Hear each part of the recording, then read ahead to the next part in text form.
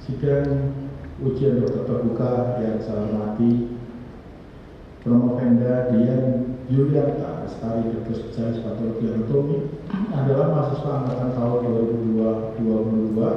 2022-2023 telah menempuh ujian akhir tertutup dan dinyatakan lulus. Untuk itu Promovenda diperbolehkan menempuh ujian akhir terbuka di hadapan penyangga dan undangan akademik.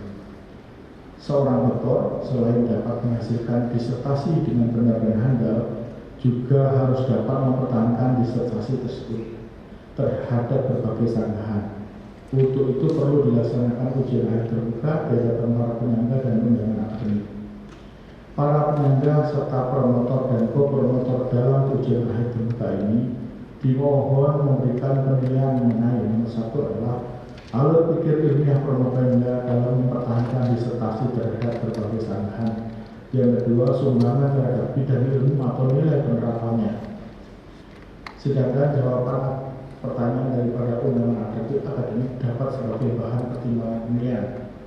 Penilaian panitia dokter terbuka ini akan dijadikan dasar penetapan predikat dokter, yaitu predikat memuaskan nilai akhir 3,00 sampai 3,40, predikat sangat memuaskan 3,41 sampai 3,74, predikat dengan ujian atau kumlot 3,75 sampai 4,00. Khusus untuk predikat dengan ujian sesuai dengan pedoman pendidikan Universitas Erlangga dengan masa studi tidak lebih dari 4 tahun dengan nilai ujian disertasi terbuka minimal 95 dan telah 2 publik dan 1 aseptik, jurnal internasional minimal di 1. Tanpa mengurangi hak para penyangga dan undangan akademik, maka seyogianya sidang ini tidak menjadi ajang diskusi mengenai materi dan analisis statistik disertasi yang telah diputuskan dan disetujui oleh panitia ujian akhir tertutup. Karena banyaknya penanya yang ingin menggunakan kesempatan ini, maka saya mohon kesediaan saudara penanya baik penyangga maupun undangan akademik untuk membatasi waktu dan jumlah pertanyaan maksimal 2 pertanyaan sehingga diharapkan semua penanya mendapat kesempatan. Promovenda diminta memasuki ruangan.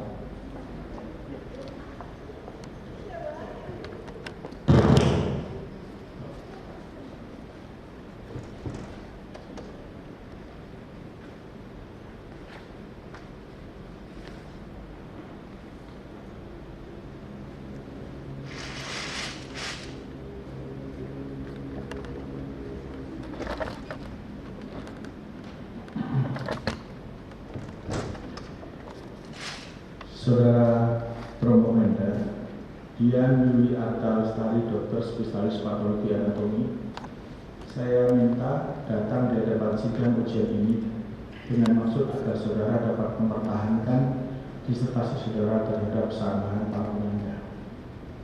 Sebelum kesempatan ini atau sebelum acara kita mulai, saya akan bertanya kepada saudara, apakah sekarang saudara merasa jiwa dan raga telah siap untuk ujian?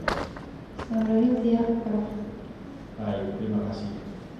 Baik, sebelum saya tanya jawab, saya persilakan saudara Promovenda memaparkan sekilas tentang disertasi, ringkasan disertasinya kurang lebih 15 menit. Baik, silakan.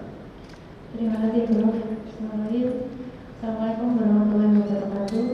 Terima kasih kehadiran Profesor Dr. Dwi November Utomo, spesialis ortopedi, selaku Ketua Tim Anatomi Bina Sidang, kepada Prof. Bodo Mas-Utit selaku promotor, Dr. Desa Kedai Superkawati selaku co-promotor, dan para tim penyangga, Profesor Dr. Indri Sastri Mukono, Profesor Dr. Supriyanus Subrosena Yudhopindra spesialis penyakit dalam, Dr. Lestari Sudaryanti Ahli Kesehatan, Dr. Agung Dewa Widodo spesialis mikrobiologi klinik, dan Dr. Anindya Darko MSc PhD. Izinkan saya mempresentasikan hasil penelitian saya yang berjudul efek ekstrak dalam darah atau Cysticus malidiana dalam menurunkan viabilitas multiple negatif blood cancer MDA-MB 231 melalui ekspresi DASA9 jumlah apoptosis, ekspresi Berlinon, dan kadar MDA. Sebagai latar belakang, kanker payudara adalah kanker dengan jumlah kasus terbanyak dan penyebab kematian utama. Berdasarkan data Globocan tahun 2023, didapatkan 2,3 juta kasus baru dengan angka kematian sebesar 670.000. Kanker payudara sendiri berdasarkan molekulernya dibagi menjadi 4 tipe, yaitu luminal A, luminal B, HER2, dan TNBC atau triple negative breast cancer cell. Insidensi TNBC sebesar 15-20% dengan jumlah kanker payudara yang sering pada wanita premenopause. TNBC sendiri merupakan jenis kanker payudara yang ditandai dengan ER, PR, dan HER2 yang negatif. TNBC memiliki angka surveillance yang rendah dengan mortalitas yang tinggi. Saat ini terapi TNBC masih berupa kemoterapi sistemik yang memiliki resistensi yang tinggi. Kemoterapi sendiri merupakan agen sitotoksik yang memicu kematian sel, di mana kematian sel sendiri berdasarkan definisi ada 4 tipe, yaitu apoptosis, tipe pertama atau yang disebut dengan kematian sel terprogram, tipe kedua autofagi, tipe ketiga nekrosis, dan tipe keempat adalah atypical cell death. Karena tingginya angka resistensi kemoterapi pada TNBC, maka pada penelitian ini diperkenalkan suatu tanaman yaitu bidara atau Ziziphus mauritiana. Bidara merupakan flora yang sering dijumpai di Indonesia, tepatnya di Jawa, Madura, dan Sulawesi. Bidara selain memiliki flavonoid, ternyata juga memiliki triterpenoid acid yang bersifat antineoplastik. Hal ini terbukti dari penelitian sebelumnya. Pada bagian akar, buah, dan biji bidara ternyata bersifat sitotoksik pada sel kanker payudara MCF7, sel kanker paru, leukemi, sel kanker cervix, dan sel kanker kolon. Penelitian ini menggunakan daun bidara, selain karena mudah didapatkan, belum ada penelitian mengenai daun bidara, terutama pada TNBC, serta daun bidara memiliki fenolik dan flavonoid yang lebih tinggi dibandingkan biji dan buah daun bidara. Tujuan penelitian adalah untuk membuktikan efek ekstrak daun bidara terhadap viabilitas sel triple negatif breast cancer MDAM P231 melalui peningkatan ekspresi Caspase 9, kadar GRP78, jumlah apoptosis, ekspresi berkelinduan, dan kadar MDA dengan tujuan khusus sebagai berikut. Manfaat dari penelitian ini adalah sebagai berikut.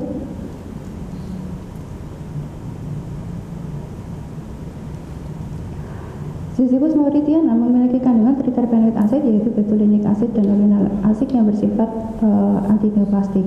Ekstrak daun bidara secara difusi masuk ke dalam sel kanker dan menyebabkan membran outer mitokondrial potensial atau MOMP menurun.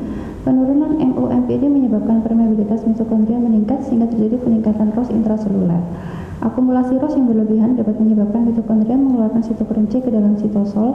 Sitokrom C kemudian membentuk apoptosom dan berturut-turut mengaktifkan Caspase 9, Caspase 3, serta apoptosis dari jalur mitokondria. Peningkatan ROS intraseluler juga dapat mengaktifkan ASK1 dan CNK dengan akibat terjadinya hambatan gen anti-apoptotik BCL2 serta aktivasi dari proapoptotik dari PAX. Akumulasi ROS yang berlebihan juga menyebabkan peroksidasi lipid. Malondelhid atau MDA merupakan produk akhir dari lipid peroksidase. Akibat terjadinya peroksidasi lipid menyebabkan sel menjadi nekrosis. Adanya ROS intraseluler juga dapat mengaktifasi AMPK dan menghambat mTORC1 yang dapat mengakibatkan fosforilasinya ULK kompleks. Fosforilasi dari ULK kompleks menyebabkan aktivasi dari autofagi spesifik kelas 3 PI3K kompleks melalui fosforilasi dari berkelinduan sehingga terjadi autofagi. Akumulasi dari ROS juga dapat menyebabkan stres retikulum endoplasma. GRP78 merupakan salah satu anggota HSP70 yang secara normal berlokasi di retikulum endoplasma. ROS yang meningkat dapat mengaktifkan apoptosis lewat aktifnya dari IRE alpha, PERK, dan ATF6. Aktivasi dari IRE alpha dapat mengaktifkan TRAF2 dan kinase CNK yang dapat mencetuskan apoptosis lewat Caspase dari 12. Aktifnya PREK juga dapat memfosforilasi AIF2 sehingga menurunkan sintesis protein dan meningkatkan ATF4 yang kemudian menginduksi ekspresi CHOP. Selain itu meningkatnya GRP78 juga dapat mengaktifkan ATF6 yang secara langsung dapat menginduksi dari ekspresi CHOP. Hipotesis penelitian ini adalah sebagai berikut. Jadi pemberian ekstrak daun bidara dengan dosis sekian dapat meningkatkan ekspresi Caspase 9, kadar GRP78, berkelinduan, kadar MDA, jumlah apoptosis, serta dapat menurunkan viabilitas sel TNBC MDAMB 231. Tahapan penelitian pada penelitian ini terbagi dalam 3 tahap, yaitu tahapan in silico, tahap identifikasi bahan aktif menggunakan HPLC dan LCMS, serta tahapan in vitro. Pada tahap in silico, berdasarkan way to fast drug, didapatkan 18 bahan aktif yang terkandung pada daun bidara dengan kandungan antineoplastik tertinggi yang berwarna oranye, yaitu golongan triterpenoid acid.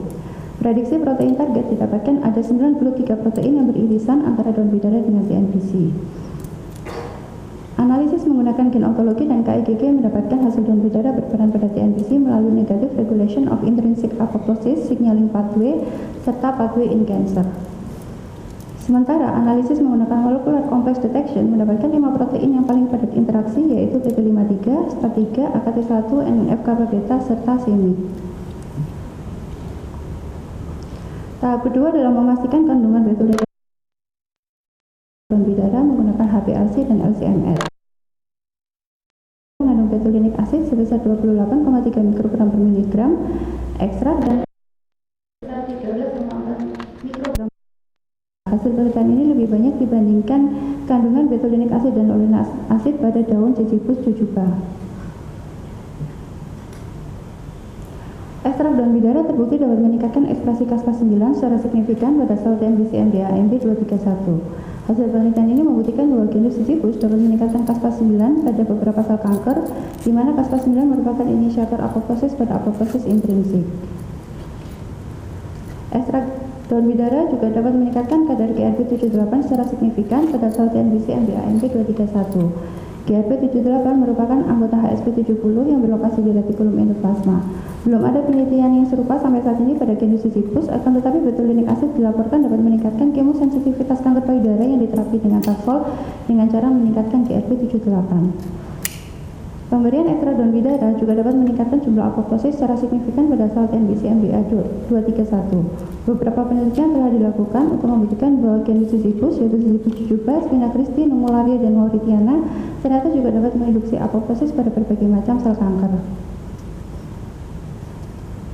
Ekstrak daun bidara dapat meningkatkan ekspresi Baglin-1 secara signifikan pada sel TNBC MDA-AMB 231. Baglin-1 berperan dalam pembentukan autofagusum.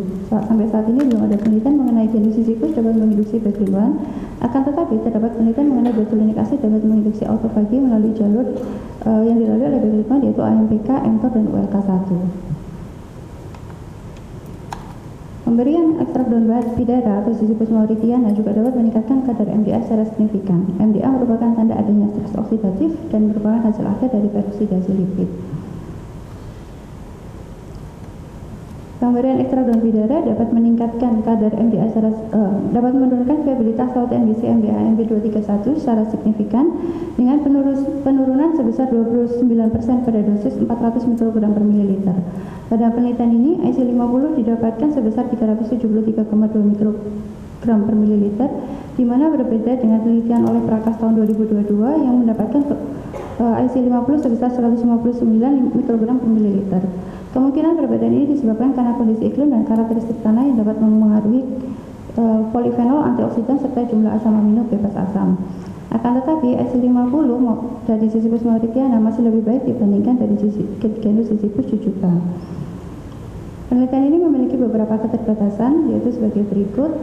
Sementara temuan baru pada penelitian ini adalah yang pertama, ekstrak daun bidara mengandung betulinic acid sebesar 28,3 mikrogram per miligram ekstrak dan oleanolic acid sebesar 13,4 mikrogram per miligram ekstrak. Yang kedua, pemberian ekstrak daun bidara berpengaruh terhadap viabilitas sel TNBC MDA-AMB 231. Dan yang ketiga, pemberian ekstrak daun bidara meningkatkan autofagi dan apoptosis secara bersamaan pada sel TNBC MDA-AMB 231. Kesimpulan dari penelitian ini yang pertama adalah secara in silico, ekstrak daun bidara bekerja pada TNBC melalui jalur P53, NF-kappa beta, STAT3, dan CMYC. Ekstrak daun bidara mengandung betulinic acid sebesar 28,3 mikrogram per miligram ekstrak dan oleanolic acid sebesar 13,4 mikrogram per miligram ekstrak. Pemberian ekstrak daun bidara dapat meningkatkan ekspresi Caspase-9, kadar GRP78, jumlah apoptosis, ekspresi Baglin-1, dan kadar MDA secara signifikan. Dan pemberian ekstrak daun bidara dapat menurunkan viabilitas sel TNBC MDA-AMB 231 dengan dosis tertinggi pada 400 mikrogram per mililiter. Beberapa saran yang dapat diberikan dari penelitian ini adalah perlu dilakukan penelitian lebih lanjut untuk mengungkap mekanisme kematian sel TNBC, terutama pada jalur P53, NF-kappa beta, STAT3, dan CMYC. Perlu dilakukan penelitian untuk melihat efek ekstrak daun bidara pada sel normal, dan perlu dilakukan penelitian lanjut tentang pemberian ekstrak daun bidara secara in vivo pada hewan coba dengan xenograft sel TNBC. Demikian presentasi hasil penelitian kami. Terima kasih atas perhatiannya. Wassalamualaikum warahmatullahi wabarakatuh. Waalaikumsalam warahmatullahi wabarakatuh. Terima kasih atas presentasinya, Romo Penda. Baik, kita akan memulai sesi tanya jawab. Yang pertama saya persilahkan Saudara Promotor, Profesor Dr. Gondo Mastuti Dr. Hewan MKes yang mendapat kesempatan pertama untuk menyampaikan pertanyaan atau sanggah. Kami persilakan. Monggo, Prof.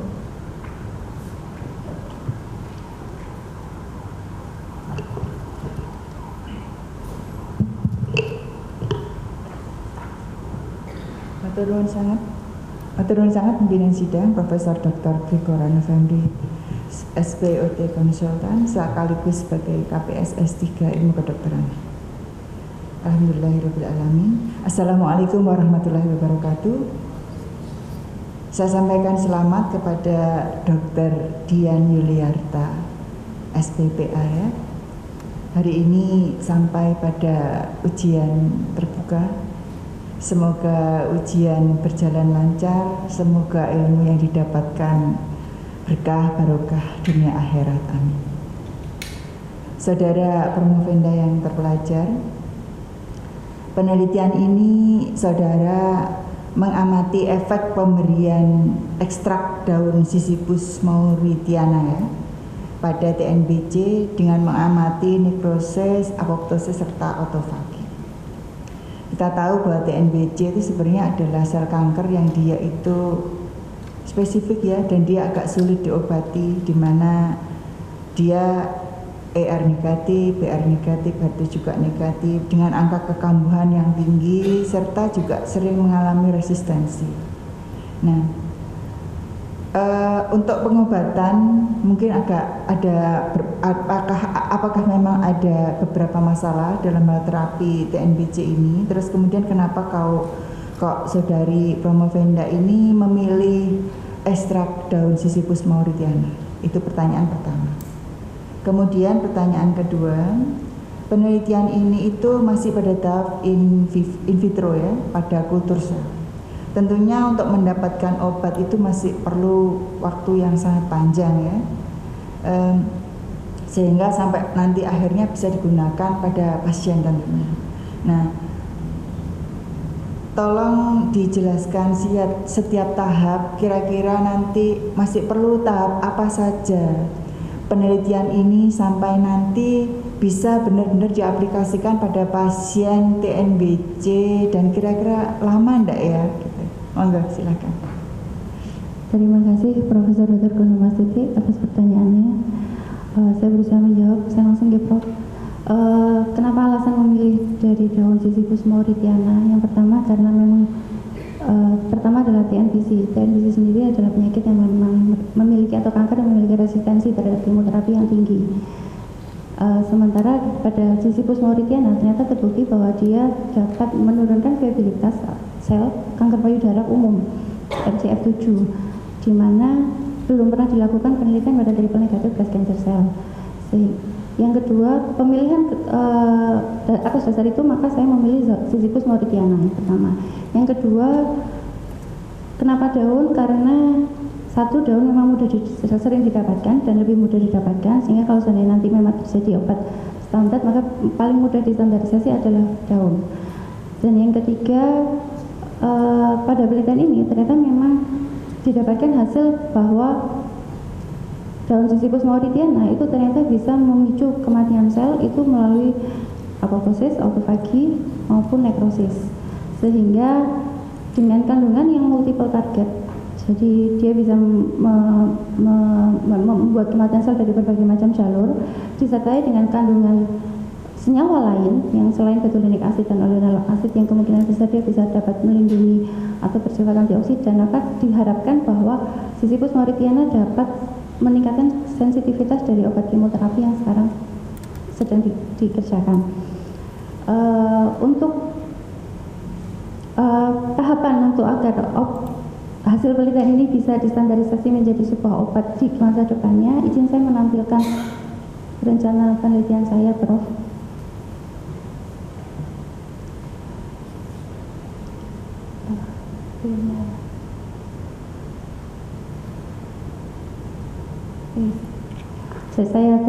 Coba saya jelaskan. Jadi saya memiliki roadmap penelitian selama 5 tahun ke depan,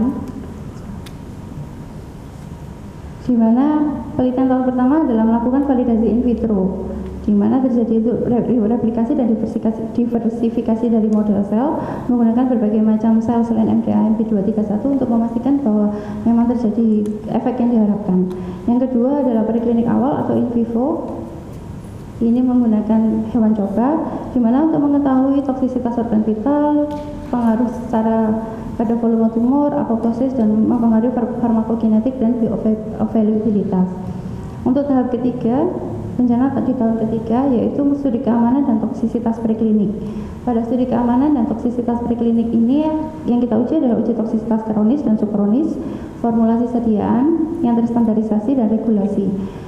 Di tahap keempat adalah studi translasi dan uji klinis awal atau fase pertama, di mana dilakukan adalah safety trial dan uji biomarker klinis, dan di tahap kelima itu adalah uji klinis lanjutan atau fase 2, di mana dilakukan uji klinis fase 2 pada pasien TNBC dan diharapkan terjadi publikasi dan paten. Apunten, ini adalah roadmap penelitian, insya Allah semoga lancar dalam 5 tahun ke depan. Terima kasih. Terima kasih jawabannya, dan saya puas sekali. Matur nuwun sangat pimpinan sidang. Baik, terima kasih. Kami lanjutkan dengan co-promotor Dr. Desak Agung Suprapati. Monggo, Dok. Terima kasih kepada Profesor Dwi Kora Novembri Utomo, SPOT, sebagai pimpinan sidang dan juga Ketua Program Studi S3 Ilmu Kedokteran FK UNER. Assalamualaikum warahmatullahi wabarakatuh. Pertama-tama kami mengucapkan selamat kepada Promovenda karena langkah awal yang dimulai di tahun 2022 mencapai puncaknya hari ini, dan selamat juga kepada Universitas Muhammadiyah Malang karena salah satu warga sivitas akademikanya mencapai pendidikan tertinggi. Jadi ada beberapa hal yang ingin saya tanyakan karena kami sebagai klinisi. Jadi sebenarnya kan memilih pengobatan atau memilih penelitian mengenai daun bidara itu mungkin apakah Promovenda pernah dengar ada sejarah nenek moyang kita menggunakan penggunaan obat-obat herbal untuk kondisi yang kemungkinan diduga itu kanker di masyarakat. Karena seperti itu kayak daun tapak dara atau tapak liman itu kan juga memang mempunyai efek anti kanker, dan juga akhirnya sekarang dalam perjalanan ini bisa dipakai benar-benar dalam klinis ya. Kemudian apakah sudah ada seperti itu dulu ya, sehingga ini membuktikan atau ingin lebih mengilmiahkan apa yang sudah berkembang di masyarakat sehingga kita bisa semua orang bisa paham. Tidak menutup kemungkinan mungkin juga masih banyak tanaman-tanaman di luar lain yang memang mempunyai efek anti kanker. Kemudian yang pertanyaan kedua adalah memang tadi alasannya memilih kanker payudara yang TNBC itu kan karena memang outcome-nya tidak terlalu bagus untuk pengobatan. Tapi kan kalau misalkan TNBC itu atau subtipe kanker yang lain itu ujung-ujungnya mengharapkan apoptosis, sebenarnya masih banyak juga yang kita bisa coba kepada subtipe yang lain. Jadi itu adalah mungkin yang bisa dilakukan untuk yang kedepannya. Nah, tapi pertanyaan juga yang berikutnya adalah, padahal pada fase awal di sini di dalam pendahuluan disampaikan bahwa pada kondisi awal itu justru ROS itu dapat menyebabkan inisiasi dan progresivitas. Jadi kalau gitu ini juga alasannya mungkin kenapa kita perlu screening. Jadi pada waktu awal ketahuan saat dia itu justru ROS malah menyebabkan terjadinya progresivitas, kita sudah tangkap pasiennya. Nah kalau gitu kalau dibiarkan kan akhirnya memang jadi terjadi akumulasi. Tapi kan dikatakan juga bahwa di stadium awal ROS itu juga bisa tinggi. Padahal kan ROS itu juga terbentuk oleh karena terapi sistemik. Padahal stadium awal kan belum dapat terapi apa-apa. Ini bagaimana ini bisa terjadi? Mungkin itu saja yang bisa saya tanyakan. Terima kasih. Terima kasih atas pertanyaannya untuk Dr. Desak Agung Suprapati. Saya mencoba menjawab pemilihan bidara. Kenapa saya memilih, apakah pendengar masyarakat pernah menggunakan? Kalau di Indonesia tidak, Prof. Jadi pada di Indonesia memang lebih sering memang masyarakat biasanya bawang putih atau daun katu. Nah itu untuk untuk kanker. Bidara biasanya seringnya untuk antiinflamasi, jadi untuk obat luka atau untuk sebagai obat bilas. Kalau daun bidara. Nah, kenapa saya tertarik untuk kanker? Karena di Cina itu memang sudah digunakan Sisyphus sudah dilakukan penelitian tentang Sisyphus mauritiana untuk beberapa kanker yang tadi saya sebutkan, ada MCF7, kanker payudara, selain TNBC, ada kanker HeLa, kanker serviks, ada kanker kolon, HCT, dan ada kanker leukemi juga. Akan tetapi kelemahannya adalah pada di Cina itu tadi, Sisyphus mauritiana yang digunakan adalah akar, biji, dan buah. Sementara itu sulit didapatkan. Lebih mudah didapatkan daun, sehingga itu yang tertarik saya meneliti untuk kalau memang Sisyphus mauritiana memang dia bisa ada kandungan antineoplastik, apakah ternyata di daun ada. Ternyata pada hasil penelitian ini memang didapatkan kandungannya ada antineoplastiknya, dan ternyata bisa juga sebagai dapat menurunkan viabilitas terutama pada yang TNBC. Untuk pertanyaan kedua mengenai ROS jadi pada umumnya kanker sendiri itu memang mengeluarkan ROS, dokter. Jadi sehingga kondisi bahwa kanker itu dia akan meningkatkan ROS-nya, kondisi ROS intraseluler pada kanker itu tinggi. Tetapi pada kanker dia akan mempertahankan kadar ROS-nya itu agar dia bisa selalu progresif. Untuk selalu progresivitas dari sel itu sendiri. Jadi selalu doubling time. Nah, pada pemberian dari ekstraherbal terutama untuk Sisyphus mauritiana itu kita buat agar ROS-nya akan lebih meningkat dibandingkan yang ada di dalam kondisi yang bisa di kondisi yang bisa di lingkungan yang bisa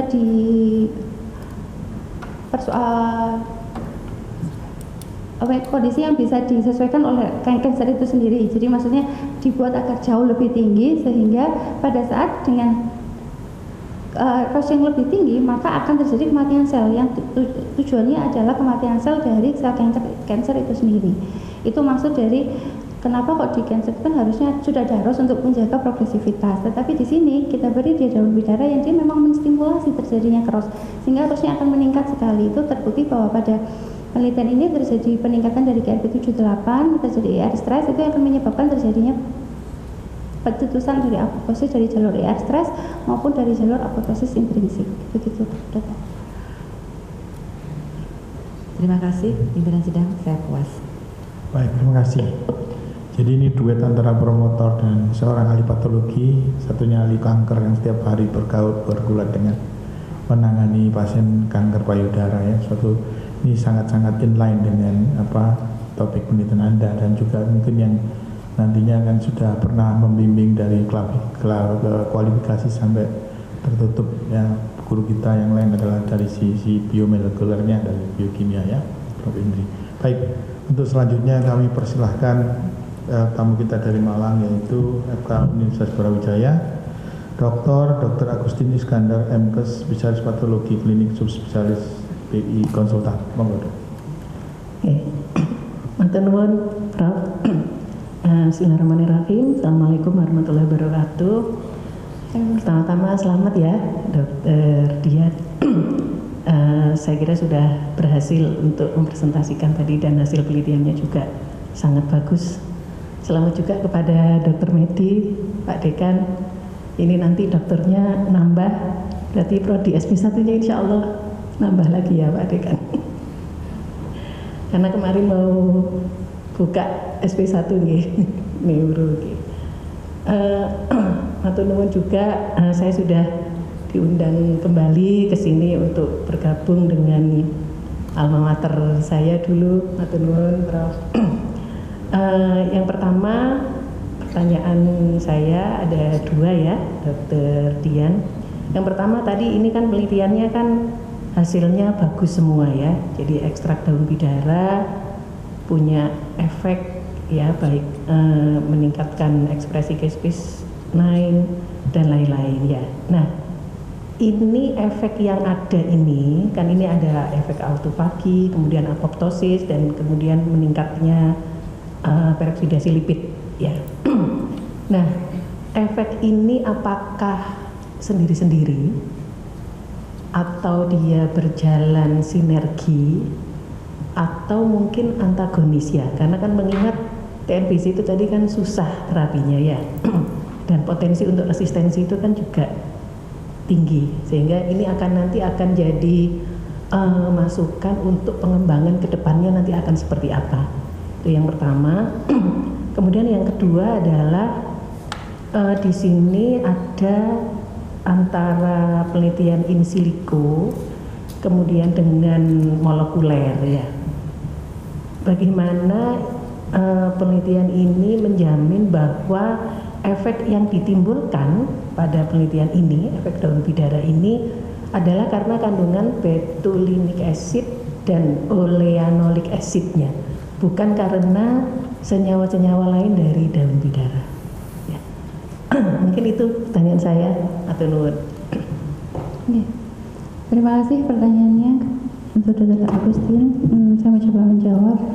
Jadi pertanyaan pertama mengenai apakah efek dari peningkatan Kaspa 9, Beclin-1, MDA, dan KRP78 itu berjalan sendiri-sendiri atau berjalan bersamaan atau merupakan antagonis.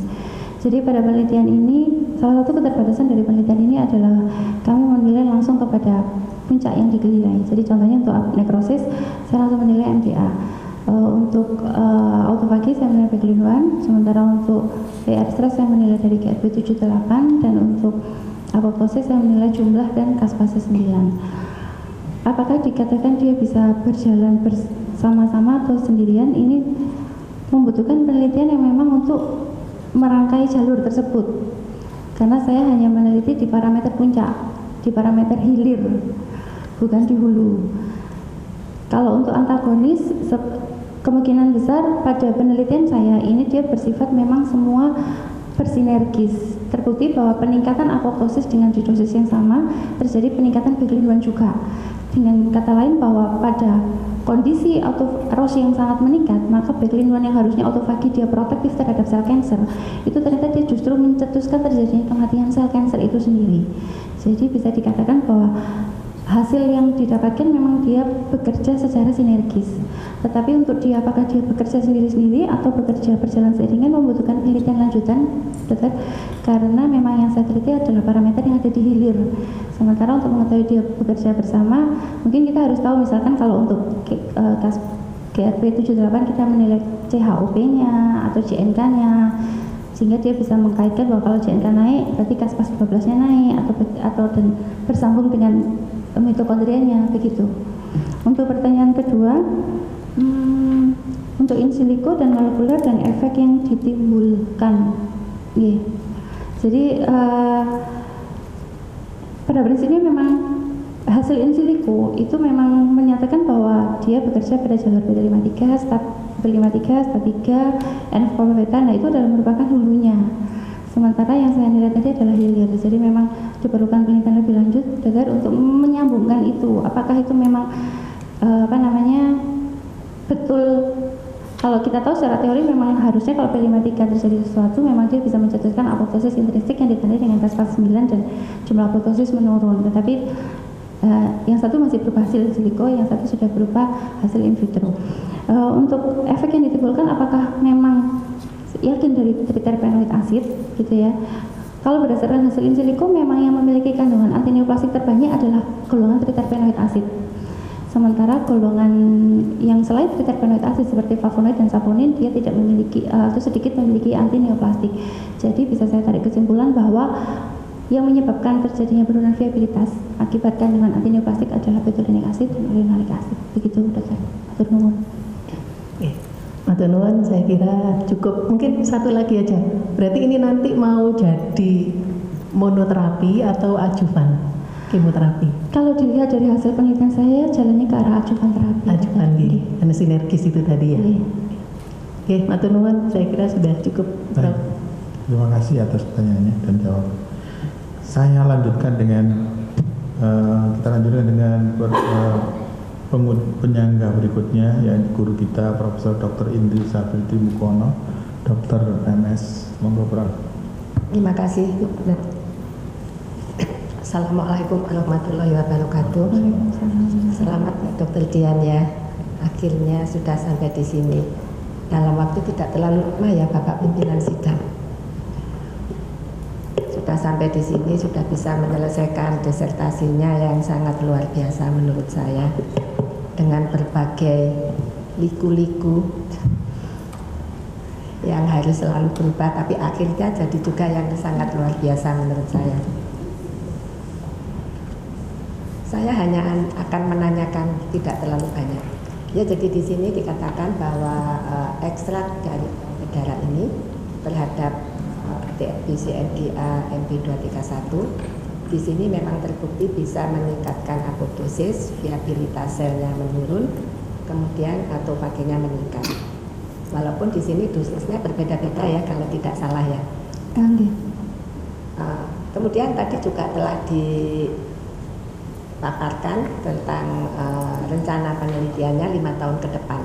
Yang ini juga sangat luar biasa ya. Jadi masih di sini, di mana ini bukan akhir segalanya tentunya, tapi merupakan awal dari itu tadi yang akan dijelaskan, yang telah dijelaskan 5 tahun ke depan.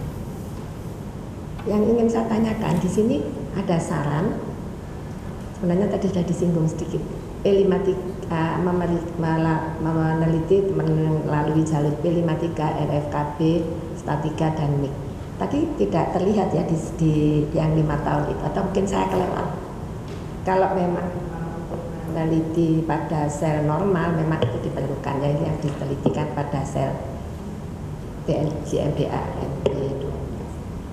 Jelaskan itu saja. Terima kasih Prof. Jadi untuk yang roadmap penelitian 5 tahun, untuk yang in silico yang P53 NF beta ini pada tahap pertama Prof, di validasi lanjutan in vitro ini memang mekanisme molekuler lebih detail, ini yang mencakup berbagai macam parameter untuk mengetahui dia salah satunya adalah dari saran dari in silico tadi P53, Statika, NF beta dan semik. Jadi ada penelitian untuk melihat mekanisme molekuler lebih detail. Begitu Prof. Baik, terima kasih. Jadi tadi hulu ya, ini hilirnya, ini hulunya. Kemudian seperti juga tujuannya bukan untuk terapi, tapi ini adalah ajudan. Saya kira cukup Bapak pimpinan sidang, saya sangat puas dengan jawaban Dr. Dian. Terima kasih Prof. Baik, terima kasih Prof. Beliau yang mengawal Dr. Dian dari Promovenda dari kualifikasi sampai tertutup ya. Terima kasih Prof. Baik, kami lanjutkan dengan Dr. Lestari Sudaryanti, Dr. MKes. Monggo. Baik, terima kasih pimpinan sidang. Sebelumnya selamat untuk Promovenda dan keluarga. Alhamdulillah sudah sampai di titik ini dengan saya yakin itu kerja keras dan luar biasa. Risetnya menarik. Ini tadi saya rasa-rasa sama Dr. Agung, ini bidara ini kan untuk ngusir hantu gitu ya. Ya, tapi memang kalau kita lihat dari beberapa riset sebelumnya, bidara itu memang punya banyak efek yang bermanfaat. Ya, ada anti kanker, ada anti inflamasi, ada antibakterial juga gitu ya. Kalau boleh tahu kenapa daun bidara ini menarik perhatian Promovenda untuk diteliti sebagai anti kanker, karena kan ada banyak bahan alam yang lain. Apakah itu sebuah inspirasi yang mungkin pernah punya pengalaman pribadi atau bagaimana, karena itu buat saya juga cukup menarik. Dan kenapa dosis yang dipilih itu dosis itu?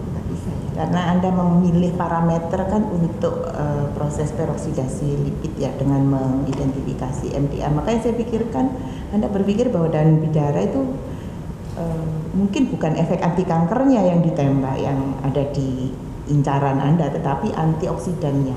Nah, saya ingin ada klarifikasi tentang itu. Terima kasih. Terima kasih Dr. Lestari atas pertanyaannya.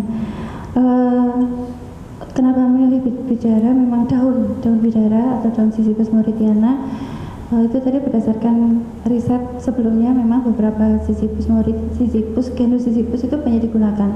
Yang sudah sampai uji klinis itu adalah Sisyphus jujuba.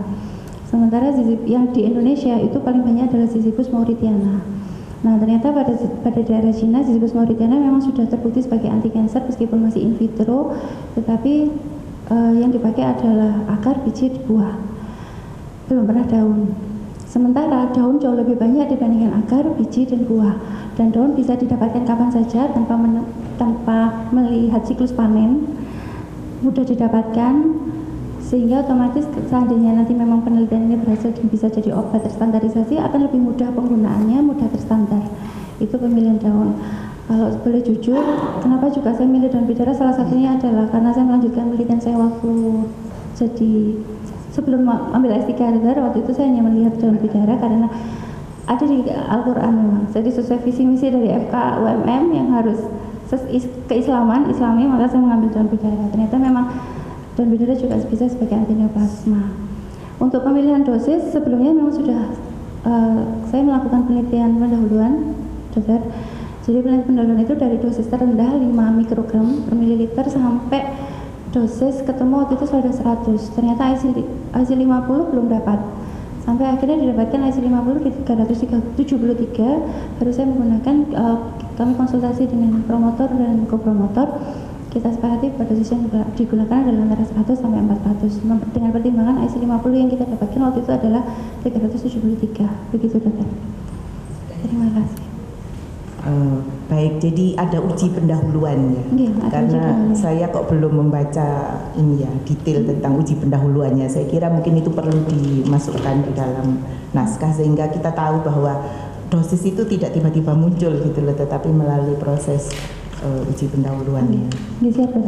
Ya, terima kasih pimpinan sidang. Saya puas dengan jawaban Prof. Mavenda. Baik, terima kasih. Kita lanjutkan dengan Dr. Agung Dwi Wahyu Widodo, spesialis mikrobiologi klinik konsultan. Kami silakan. Ya, terima kasih Ketua Sidang. Bismillahirrahmanirrahim. Assalamualaikum warahmatullahi wabarakatuh. Pertama-tama saya ucapkan selamat kepada Promovenda, Dr. Dian Yuliarta Lestari. Sudah sampai ini kurang berapa menit lagi nih, sudah mendapat gelar baru ya. Ada satu pertanyaan atau dua ya nanti ya terkait dengan disertasi Anda. Tadi Dr. Lestari sudah menyebut ini ada anti hantu dan lain-lain. Iya, saya teringat waktu saya masih kecil itu. Saya sering naik pohon ini bidara ya. Pohon bidaranya itu berada di tengah kuburan. Mungkin ditanam di situ sebagai anti kuntilanak, anti pocongan itu ya, seperti itu. Tapi bukan itu pertanyaan saya. Karena sekarang di masyarakat Indonesia terutama Kejawen itu namanya adalah doropetis ya, digunakan anti santet. Nah, sekali lagi fungsinya ini tidak cuma anti kanker, anti santet juga. Nah, pertanyaan saya adalah tadi diuji ya mendeteksi kematian sel menggunakan caspase ya, kemudian juga diuji kematian sel satunya yaitu melihat autofaginya, melihat menggunakan Becklin, itu salah satu jalur menggunakan Becklin. Apakah yang autofaginya ini sampai mati, yang kita sebut selama ini mungkin di PA juga disebut sebagai autotosis ya, seperti itu. Apakah hanya autofagi yang termasuk ini merupakan regulator? Kalau kita lihat dari apa yang Anda periksa dari imunofluoresen ya saya ini belajarnya cuma imunofluoresen dulu waktu di Osaka. Jadi dari data imunofluoresen yang Anda lakukan ya terkait caspase 9 dan Becklin, kemudian dibuktikan lagi dengan ini flow cytometry untuk melihat kematian sel ya, yaitu dengan alexin Papa V itu ya. Terus kemudian seharusnya itu kan bisa dilakukan gating untuk melihat nekrosisnya juga, untuk apa namanya membuktikan dari ELISA NDA5. Pertanyaan saya adalah ini kematiannya sebenarnya lewat kuat yang mana, dari jalur apoptosis atau dari jalur autofagi, atau ada kemungkinan jalur nekrosis ya, atau bareng-bareng semuanya. Kalau kita lihat dari sel ini kan langsung ditentukan. Kalau seandainya nekrosis semuanya hancur, gambaran di MERS-nya sudah tidak karuan. Tapi ini bisa kita lihat, Anda lihat hasil MERS-nya Anda tunjuk dengan panah itu masih utuh dan lain-lain. Nah, ini kan seharusnya ada kalau benar apoptosis ini adalah proses fragmentasi ya, gambarannya seperti itu. Saya setuju kalau gambar selnya pada saat backlink itu berada di sitoplasma, tapi gambarnya adalah berupa dot-dot selama ini yang bisa kita lihat karena proses autofagi bukan diffuse menyebar, tapi adalah terkonsentrasi dalam bentuk autolisosom seperti itu ya, autofagolisosum ya. Mungkin itu pertanyaan saya. Terima kasih Dokter Tia. Oke, terima kasih Dr. Agung atas pertanyaannya. Saya mencoba menjawab. Jadi untuk autofagi, apakah ini termasuk sel yang sampai sel mati atau tidak? Parameter saya adalah backlink 1. Backlink 1 itu dia masih berupa autofagosum.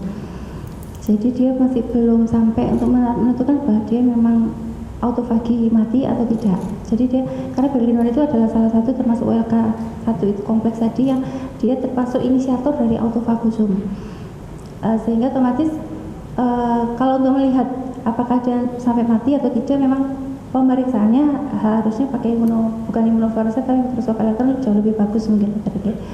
Ya, itu adalah salah satu keterbatasan dari penelitian kami. Yang kedua, untuk apakah ini bekerja bersamaan antara apoptosis dan autofagi? Jadi saya kira iya, Dokter. Kenapa? Karena pada saat di sini selain apoptosis itu kan saya juga antara Caspar 9 untuk melihat jumlah apoptosis intrinsik dan divalidasi dengan flow cytometry yang hanya melihat bahwa itu jumlah sel yang mati, apoptosis atau nekrosis. Nah, memang terbukti ternyata apoptosisnya naik, sehingga Caspar 9 juga naik, sehingga ini bisa kita tarik kesimpulan bahwa memang terjadi proses apoptosis dari jalur intrinsik. Nah, pada saat kita melihat backlink 1, ternyata backlink 1 juga naik dengan di kelompok dosis yang sama, dia juga yang paling tinggi dengan. Maka ini dapat kita tarik kesimpulan bahwa proses autofagi yang terjadi pada sel kanker akibat bidara ini itu akibat adanya autophagic cell death yang menyebabkan bahwa karena proses ROS yang meningkat, autofaginya berlebihan sehingga terminal, sehingga dia mencetuskan proses apoptosis. Begitu, Dokter. Ada satu lagi mungkin yang terlewat ya. Mungkin tidak kematian ini adalah mikroptosis. Iya, Dokter. Saya mencoba menjawab lagi. Saya awalnya juga berpikir pada saat hasilnya kenapa MDA-nya juga tidak bagus. Sebenarnya MDA-nya signifikan karena memang dia signifikannya pada kontrol positif, Dokter. Jadi jika dibandingkan dengan kontrol positif dia signifikan. Tetapi kalau dibandingkan dengan kontrol negatif dia tidak berbeda jauh. Pada saat itu memang saya berpikir bahwa mungkin nekrosisnya ini adalah nekroptosis. Tapi karena penelitian ini tidak menilai, tidak menggunakan marker nekroptosis, bisa digunakan sebagai sarana penelitian ke depan. Ya, jadi masukan dari saya, ada teori terbaik yang menyatakan pada saat kita memberikan kemoterapi terjadi kematian itu langsung 3 jalur sekaligus. Ini adalah triple pathway yang dipostulatkan oleh Kaniganti. Jadi itu 3-tiganya langsung. Jadi apoptosis, ya, malah ada piruptosis karena tadi bisa dilihat dari jalur yang Anda analisis pada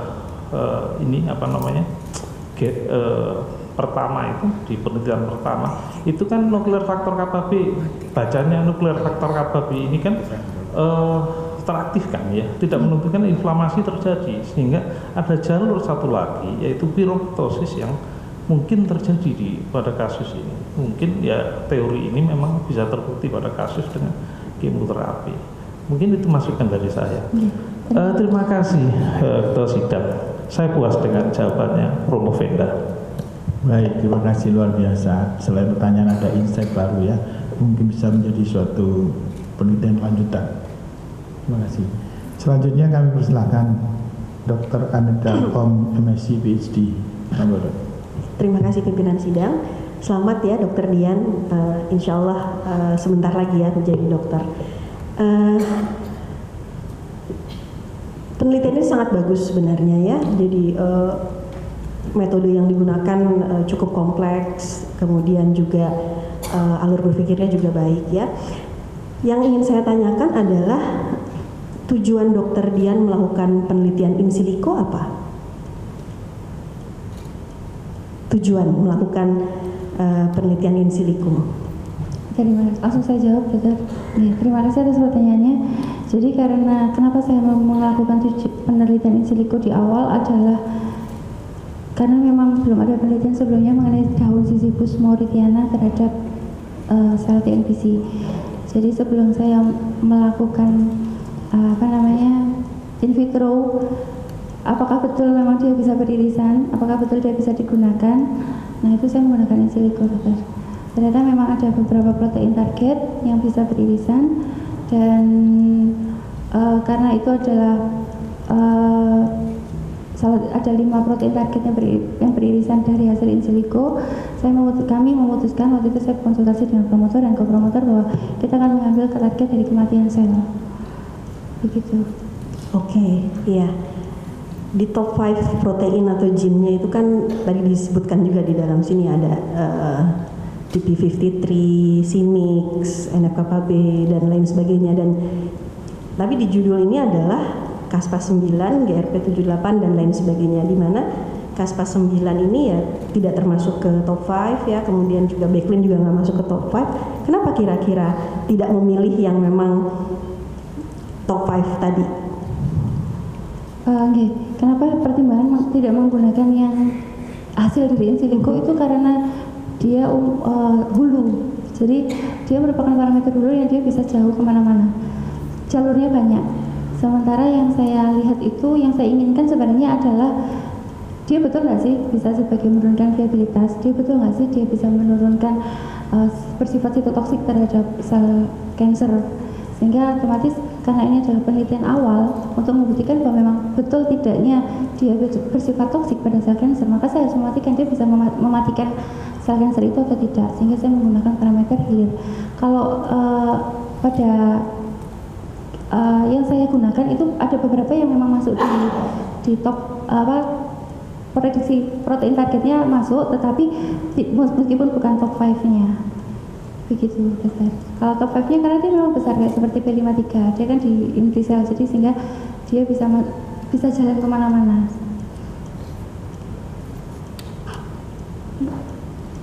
Begitu, dokter.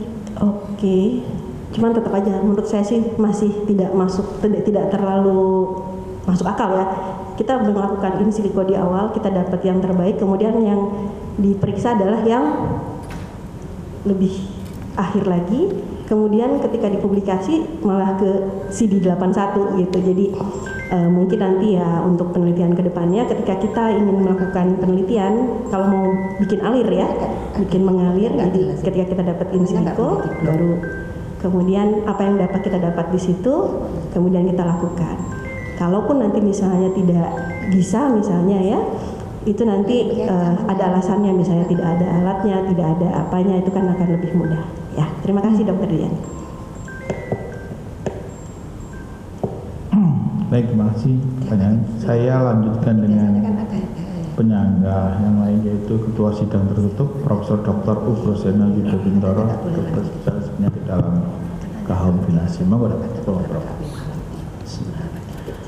Terima kasih Profesor Bintoro selaku Ketua Sidang atas kesempatan yang terlibat saya untuk mengikuti ujian terbuka ini. Selamat ya Dr. Dian Yuniarta Lestari yang sedang maju dalam babak terakhir, dan beberapa lagi Anda sudah sebagai seorang dokter yang membanggakan alma mater Anda. Oke, bahwa Dr. Dian, bahwa TNBC saat ini merupakan suatu jenis keganasan yang sulit untuk pengobatannya, dan variasinya cukup berbeda, bervariasi maksud saya. Di sini Anda mengambil suatu sel lain, parameter sel yang naif ya, jadi belum diberikan suatu terapi, dan Anda nanti mencoba diberikan dengan suatu obat yang darah. Padahal di dalam aplikasi klinisnya tentunya kita akan memberikan suatu pengobatan pada TNBC, karena tingkat prevalensinya sangat tinggi sekali. Tidak mungkin kita biarkan pasien dengan TNBC itu dibiarkan menunggu untuk pengobatan utamanya. Jadi pengobatan utamanya adalah kemoterapi pada pasien dengan TNBC yang sudah advance. Nah, kira-kira bagaimana pemikiran Anda bahwa nantinya itu kita harus mempertimbangkan sebelum kita berikan pengobatan atau berikan satu pil itu apakah tidak diberikan jenis histopatologinya, kemudian tingkat proliferasinya. Kita tahu bahwa pasien dengan TNBC itu sangat high proliferatif ya, tinggi di antaranya ada 2%, 3%. Kira-kira bagaimana, apakah tidak perlu diberikan kalau tingkatnya lebih tinggi lagi di atas 50%? Demikian, mohon tanggapan. Terima kasih Prof. Ugro. Jadi untuk pemberian TNBC memang berdasarkan penelitian ini memang rekomendasi adalah sebagai ajuvan untuk kemoterapi. Jadi kemoterapi untuk yang sekarang saat ini dikerjakan tetap dijalankan. Pemberian sebagai ajuvan untuk meningkatkan kemosensitivitas. Jadi kemoterapi yang sedang dijalankan karena mengingat bahwa TNBC multiple target multiple mutasi sehingga dapat menyebabkan terjadinya multiple resistensi juga. Itu yang prospek dari bidara.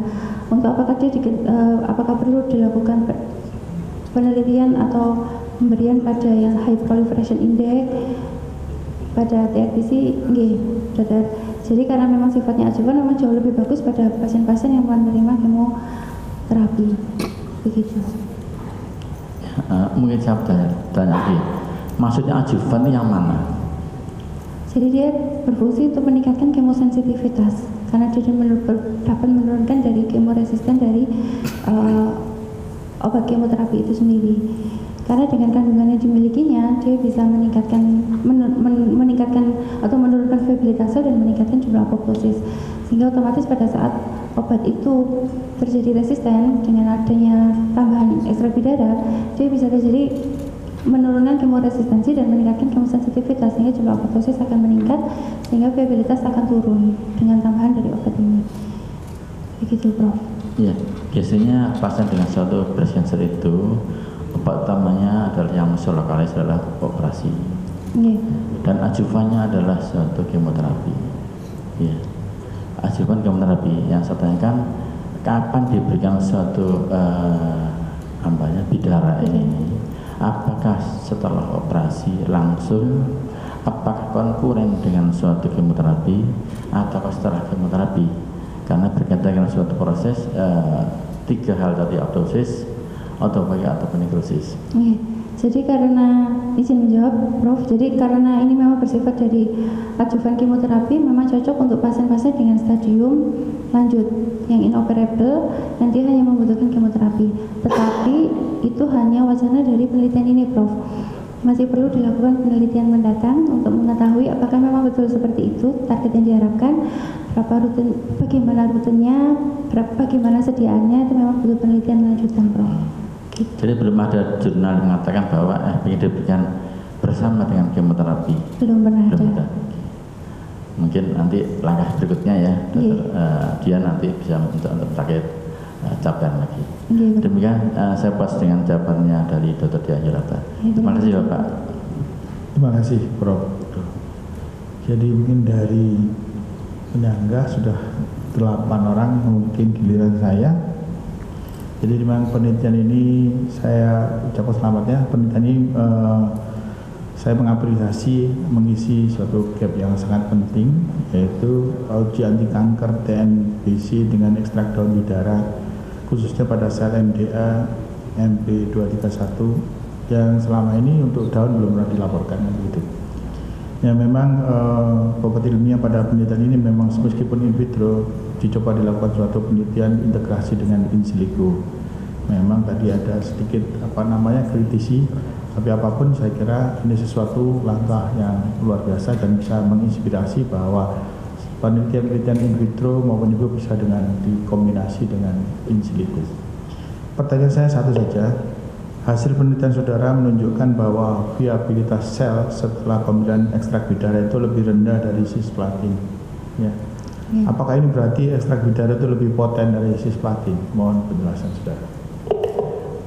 Terima kasih Prof. Dwikora. Jadi pada penelitian ini memang didapatkan hasil viabilitas MDA MP231 lebih rendah 29% ya, dibandingkan cisplatin yang 16 mikrogram dengan dosis bidara 400 mikrogram per mililiter. Kalau berdasarkan hasil penelitian ini memang untuk bidara dengan dosis seperti itu dia lebih poten dibandingkan cisplatin yang 16 mikrogram per mililiter, karena ternyata pada bidara dia bekerja dengan mentarget 3 jalur kematian sel. Sementara kalau pada cisplatin, kalau kita ketahui bahwa dia memang merusak DNA sehingga dia merusak, mencetuskan dari apoptosis intrinsiknya, jalur mitokondria.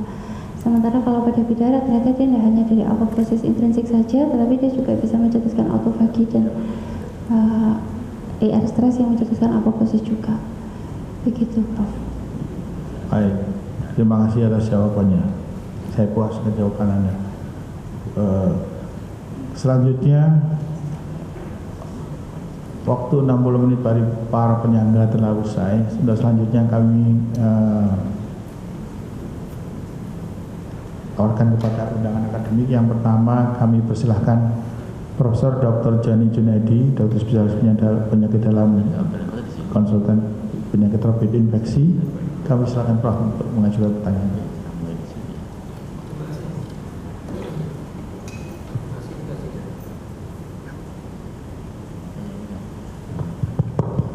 Pertama-tama saya ucapkan terima kasih kepada Deputi Sidang yang telah memberikan kesempatan kepada saya sebagai tamu dari luar kota untuk memberikan pertanyaan akademiknya. Ucapan selamat untuk Dr. Dian Yuliarta yang telah menyelesaikan penelitiannya sampai jadi sampai terbuka, dan saya sangat terkesan sekali dengan penelitian ini. Selamat juga untuk suami dari Dr. Dian, yaitu Dr. Denny, spesialis anestesi dan keluarganya. Saya sangat terkesan dengan penelitian ini karena begitu saya melihat buku disertasi ini adalah yang pertama selama saya banyak melakukan ujian-ujian dengan S3, singkatan yang terbanyak dan singkatan yang sangat-sangat up to date. Karena di sini ada reseptor, ada ligand, ada kinase yang begitu banyak dan tidak semuanya bisa mengerti apa yang ditulis di sini. Kemudian disertasi ini sangat membantu kita meningkatkan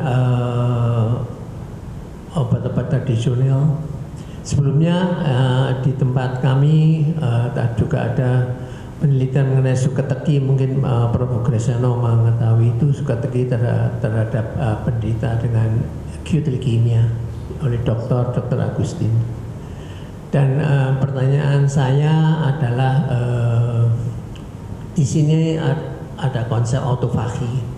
Autofagi oleh Becklin itu ada dua jalur, yaitu mengenai autofagi protektif dan autofagi sitotoksik. Dan yang menarik, kalau ini satu autofagi sitotoksik, maka dia akan membuat sel itu akan jadi toksik dan akan mengalami lisis dan akhirnya mati. Dan yang kalau protektif, dia akan memproteksi sel itu untuk hidup lebih lama. Kalau ini suatu autoprotektif bisa dipakai sebagai ajuvan pada pasien dengan hemoterapi, di mana pada sel-sel normal yang belum diteliti itu bisa memproteksi sel-sel normal tidak banyak atau tidak mati, banyak yang mati, sehingga komplikasi dari situs tadi akan berkurang. Dan di sisi yang lain, ototoksik ini ada antagonis dengan hemoterapi yang disebut cisplatin, dan kelihatannya bisa mengurangi efek dari cisplatin untuk melakukan kematian terhadap sel ganas. Bagaimana pendapat sejawat bahwasanya proses autofagi ini akan dijalankan atau akan dirangsang atau akan dilakukan suatu aktivasi sehingga suatu waktu dia bisa berprotektif, suatu waktu dia bersisi toksik. Monggo. Terima kasih Prof. Joni atas pertanyaannya. Pada penelitian ini memang dia seperti tadi Prof sampaikan bahwa autofagi ada dua mekanisme, dia bisa protektif dan bisa sitotoksik. Pada cancer, protektif ini dia memang bersifat untuk melindungi sel kanker itu agar dia tidak dimatikan, menyebabkan sel kanker itu dia tidak bisa mati. Itu adalah protektif pada sel kanker. Sementara pada penelitian ini itu bisa kita tahu bahwa pada data di kontrol negatif dan kontrol itu didapatkan perlindungannya sudah tinggi. Itu bukti bahwa dia memang protektif terhadap sel kanker. Tetapi karena dia ditingkatkan terus intraseluler akibat adanya pemberian bidara, menyebabkan kadar perlindungan ini akan menjadi proses pencetus autofagi ini akan terminal, jadi berlebihan sehingga akhirnya menjadi sitotoksik. Ya, hal ini dibuktikan dengan semakin meningkatnya sel kadar perlindungan, ternyata juga disertai dengan peningkatan jumlah apoptosis pada sel dan penurunan viabilitas, sehingga bisa disimpulkan bahwa pada penelitian ini ternyata perlindungan akibat induksi dari bidara itu ternyata bersifat sitotoksik pada sel kanker. Jadi kalau dengan harapan bahwa kematian sel pada sel kanker itu tidak hanya dari apoptosis tapi dari autofagi saja. Tidak hanya dari apoptosis saja tapi bisa juga berasal dari autofagi. Begitu, Prof. Jadi kalau misalkan pada pasien dilakukan pemberian cisplatin dan pemberian dari bidara, Anda yakin ini suatu hal yang sinergi atau saling menutup peran dari cisplatin? Sebenarnya untuk yakin atau tidaknya memang dibutuhkan penelitian lebih lanjut, Prof. Mengingat ini adalah penelitian awal. Tetapi kalau dilihat dari hasil penelitian memang insya Allah saya yakin, Prof. Karena dia kedepannya untuk sel kanker itu dengan kandungan triterpenoid asid yang dimiliki oleh bidara, dia memang mencetuskan autofagi pada sel kanker itu. Sehingga pada saat pemberian cisplatin itu dia resisten, akibat misalkan dikatakan ada resisten, maka dia bisa mencetuskan atau membuat bahwa sel itu akan tetap apoptosis, salah satunya lewat jalur autofagi. Begitu, Prof. Terima kasih. Dr. Sidang, saya boleh sedikit minta waktu untuk memberikan sesuatu yang bisa saya sampaikan.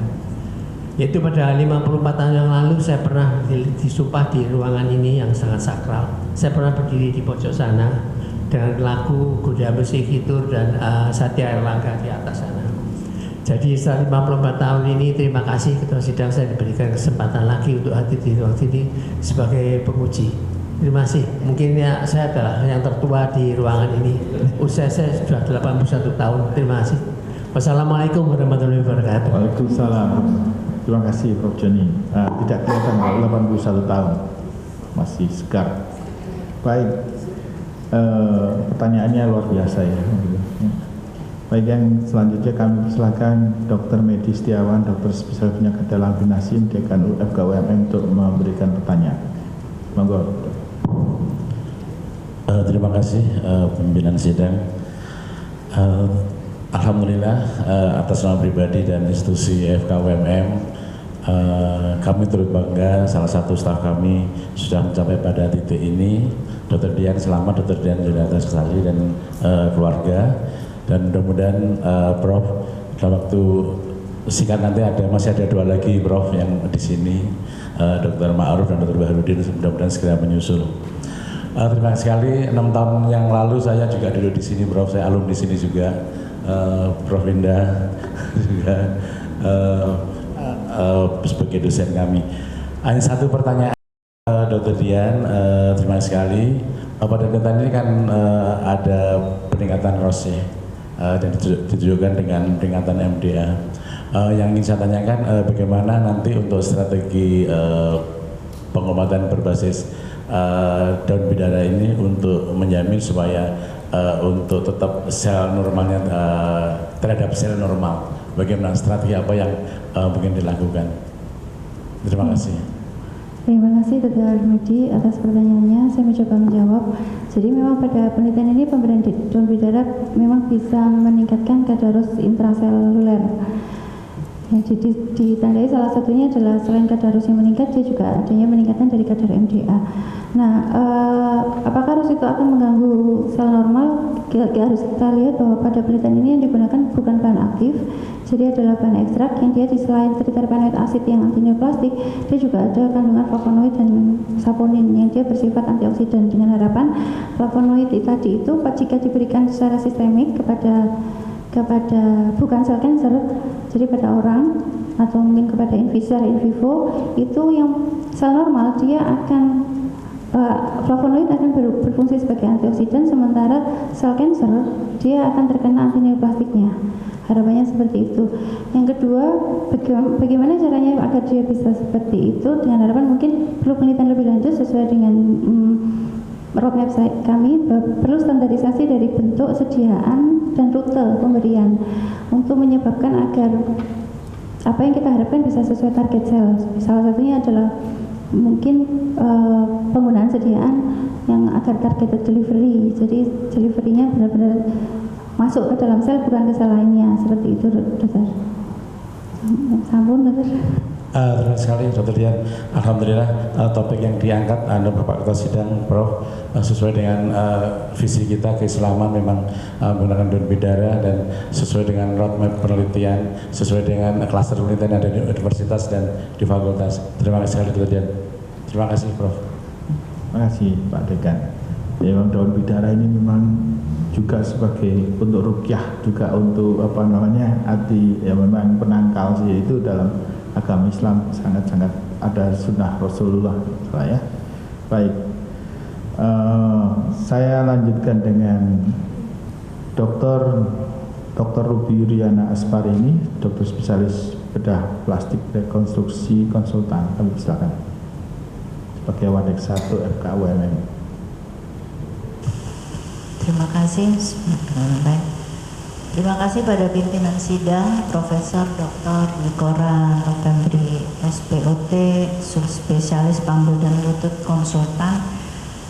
Saya ucapkan selamat pada Dr. Dian Yuliarta Lestari, spesialis patologi anatomi yang telah mencapai tingkat pencapaiannya pada ujian disertasi terbuka ini dengan penelitian yang sangat-sangat bagus sekali. Juga kepada keluarga yang telah mengantarkan Dr. Dian pada pencapaian ini. Mungkin pertanyaan saya hanya satu, yaitu pada hasil penelitian ini menunjukkan ada peningkatan kas fase 9, Becklin 1, GRP 78, apoptosis dan MDA.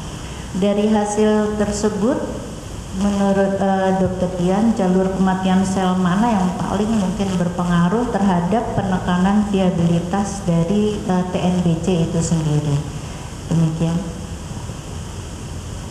Terima kasih Dr. Ruby atas pertanyaannya. Saya mencoba menjawab. Berdasarkan hasil penelitian memang didapatkan peningkatan kas 9, Becklin 1, GRP 78, apoptosis dan kadar MDA pada penelitian ini. Jalur manakah yang berpengaruh? Bisa disimpulkan bahwa memang jalur yang berpengaruh di antara 3 jalur nekrosis, autofagi sama apoptosis, memang yang berpengaruh adalah apoptosis, dokter. Ini bisa dilihat dari semakin tingginya kas 9 juga disertai dengan semakin tingginya jumlah apoptosis di dosis yang sama.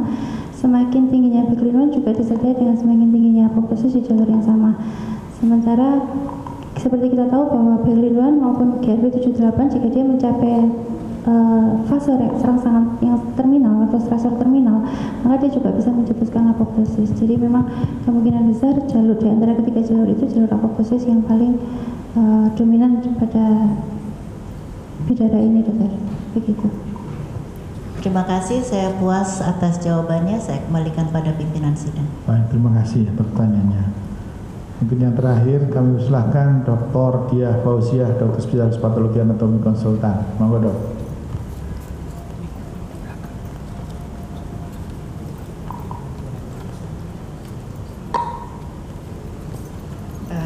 Terima kasih pada pimpinan sidang. Pertama-tama saya mengucapkan selamat kepada Dr. Dian Yuliarta Lestari, spesialis patologi anatomi yang insya Allah segera mendapatkan gelar doktor dalam beberapa menit ke depan. Saya ada satu pertanyaan. Saya ini iseng-iseng lihat di Shopee, ada nggak ya yang jual ekstrak daun bidara? Kayaknya belum ada, gitu ya. Kalau seandainya ini kan sudah penelitian terbukti baik untuk breast cancer, khususnya triple negative breast cancer ya. Nah, seandainya ada keluarga Dr. Dian, kolega atau apa yang kebetulan triple negative breast cancer, terus Dr. Dian apakah bisa menyampaikan kepada yang bersangkutan kalau mau beli ekstrak daun bidara kan nggak bisa karena belum ada yang jual. Bagaimana mengolah daun bidara ini secara awam sehingga nanti khasiatnya ini bisa nyampe gitu ya ke pasien ini. Apa direbus, airnya diminum, atau dilalap, atau bagaimana? Terima kasih.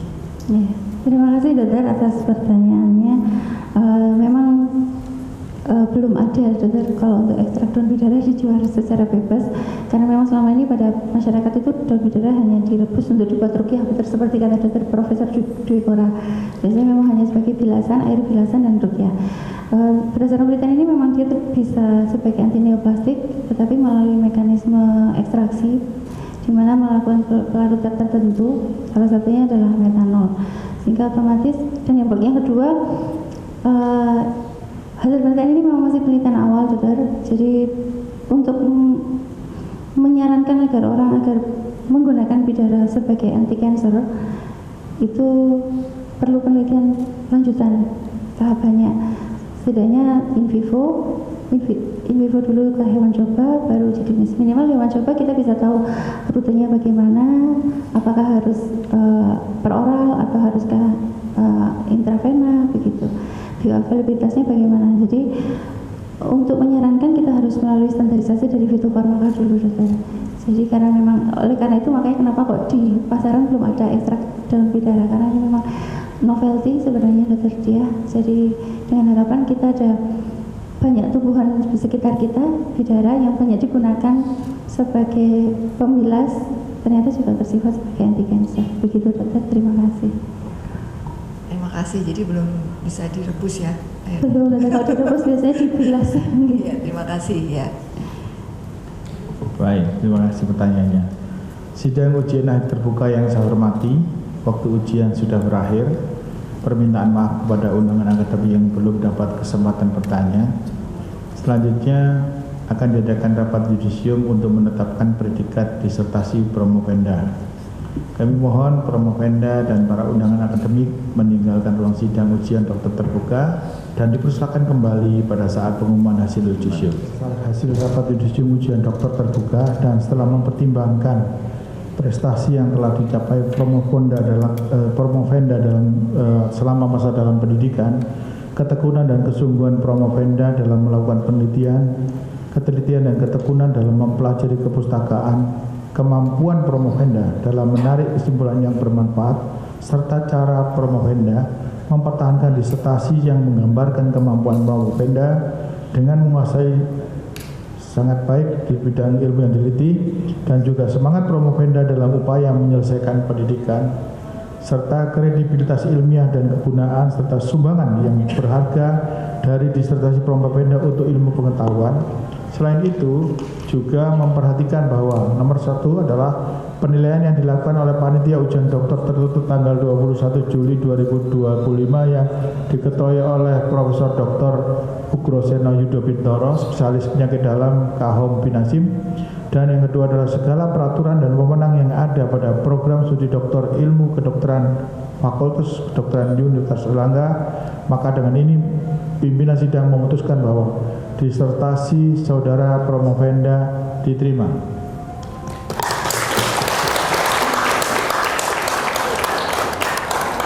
Dengan demikian, saudara Dian Yulia Arta Lestari, dokter spesialis patologi anatomi, telah menyelesaikan pendidikan doktor dari program studi ilmu kedokteran dengan masa studi 3 tahun, serta dinyatakan lulus dengan sertifikat sangat memuaskan.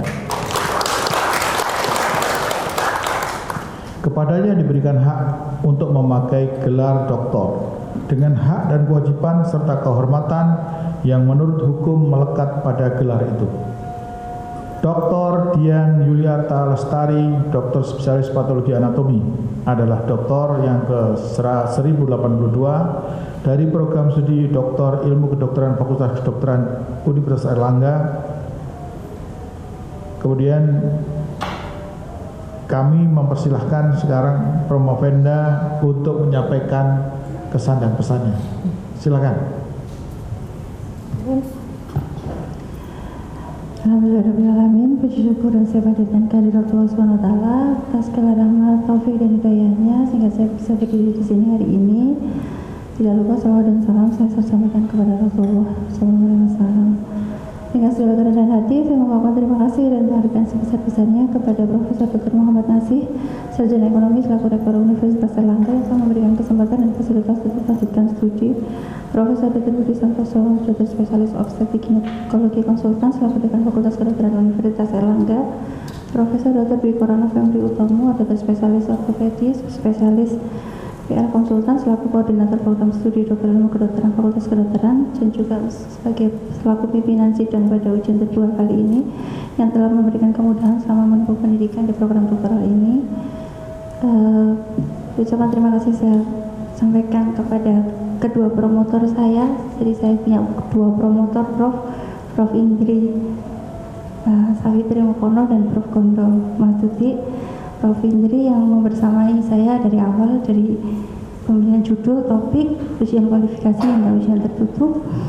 Terima kasih atas segala ilmu, waktu, ketelatenan, dan kesabaran dalam membimbing penulisan disertasi ini. Mohon maaf Prof kalau saya sering menyulitkan Prof. Indri, tapi beliau memang bagi ibu ketiga saya setelah ibu saya dan almarhumah ibu saya dan mertua, beliau adalah ibu ketiga yang kalau saya WA jam 5 langsung dibalas, jam 11 malam dibalas. Terima kasih sekali dan mohon maaf atas mau dimaafkan anak bimbingmu ini Prof. Berikutnya promotor kedua saya yaitu Prof. Gondo yang sebelumnya adalah kopromotor dan pada ujian terbuka ini beliau berkenan menjadi promotor saya. Terima kasih banyak atas semua saran. Terima kasih banyak atas sudah memberikan masukan berharga, koreksi, motivasi yang membangun dalam proses penulisan dan penelitian dan penulisan disertasi. Beliau senantiasa memberi motivasi, apalagi kalau saya sudah mulai buntu, galau, mengeluh, beliau cuma bilang, gak apa-apa Dik, maju, teruskan. Sepertinya dari situ saya yakin bahwa Prof. Gondo itu tidak punya kosakata mundur karena selalu bilang maju Dik, seperti itu. Berikutnya kepada kopromotor saya, Dr. Desak Gede Agus Suprabawati yang pada ujian terbuka ini menjadi kopromotor. Terima kasih besar banyak atas beliau adalah penyelamat saya di detik-detik terakhir saya berubah kopromotor dan promotor. Saya waktu satu jujur saya bingung, saya harus mencari kopromotor siapa yang bisa menguji di dalam waktu tempo sesingkat-singkatnya. Alhamdulillah Dr. Desak dengan kebaikan hatinya mau merelakan jadwal operasinya yang mungkin sudah ngantri ya Prof. untuk bisa menguji saya di pagi hari ini. Berikutnya adalah penguji disertasi saya dari sini Prof. Supriano Sugroseno, Prof. Ketut, Prof. Hari, Prof. Arifa, Dr. Karyono yang telah banyak memberikan kritik, saran konstruktif dan penyempurnaan isi dari kualitas disertasi ini. Tak lupa saya sampaikan terima kasih kepada Dr. Medi Setiawan selaku Dekan Fakultas Kedokteran Universitas Muhammadiyah Malang yang sudah memberikan izin dan kepercayaan untuk melanjutkan studi beserta jajaran dekanat, Wakil Dekan 1 Dr. Ruby, Wakil Dekan 2 yang kebetulan tidak hadir Dr. Rizky Adila, Wakil Dekan 3 Dr. Indra kebetulan hadir, Kaprodi Akademik, Kaprodi Profesi semua yang alhamdulillah bisa hadir hari ini. Sepertinya memang kantor UMM pindah ke sini hari ini Prof karena semua jajaran dekanat ada di sini. Terima kasih banyak atas dukungannya.